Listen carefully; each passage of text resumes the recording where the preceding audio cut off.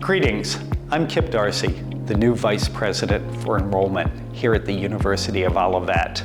Olivet's located in Olivet, Michigan, and I encourage you to come visit us. We're an inclusive learning environment where folk are involved in a variety of different academic pursuits.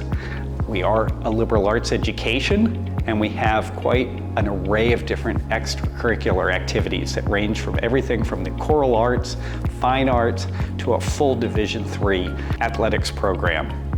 I encourage you to come visit us on 3 upcoming open house dates that we have this year.